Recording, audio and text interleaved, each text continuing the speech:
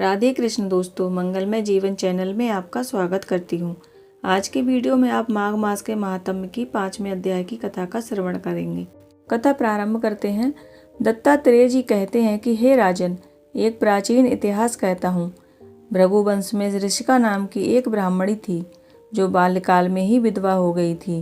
वह रेवा नदी के किनारे विंध्याचल पर्वत के नीचे तपस्या करने लगी। वह जितेंद्रिय, सत्यवक्ता, सुशील, दानशीलता तथा तप करके देह को सुखाने वाली थी। वह अग्नि में आहुति देकर उच्च वृत्ति द्वारा छठे काल में भोजन करती थी। वह बलकर वस्त्र धारण करती थी और संतोष से अपना जीवन व्यतीत करती थी। उसने रेवा और कपिल नदी के संगम में 60 वर्ष तक माघ स्नान किया और फिर वहीं पर ही मृत्यु को प्राप्त हो गई। माघ स्नान के फल से वह दिव्य 4000 वर्ष तक विष्णु लोक में वास करके सुंद और उपसुंद दैत्यों का नाश करने के लिए ब्रह्मा द्वारा तिलोत्तमा नाम की अप्सरा के रूप में ब्रह्मलोक में उत्पन्न हुई।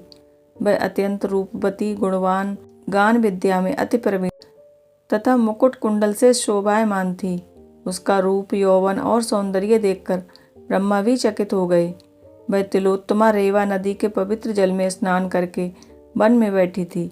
तब सुंद व उपसुंद के सैनिकों ने चंद्रमा के समान उस सुंदर रूपवती स्त्री को देखकर अपने राजा सुंद और उपसुंद से उसके रूप की शोभा का वर्णन किया और कहने लगे कि कामदेव को लज्जित करने वाली ऐसी परम सुंदर स्त्री हमने कभी नहीं देखी।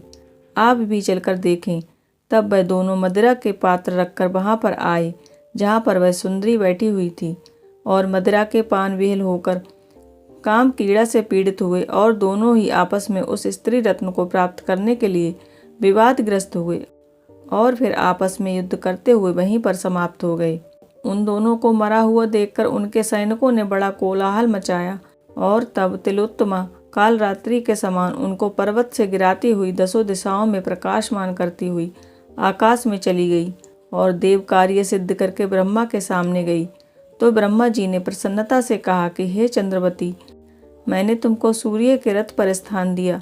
जब तक आकाश में सूर्य स्थित है, नाना प्रकार के भोगों को भोगो।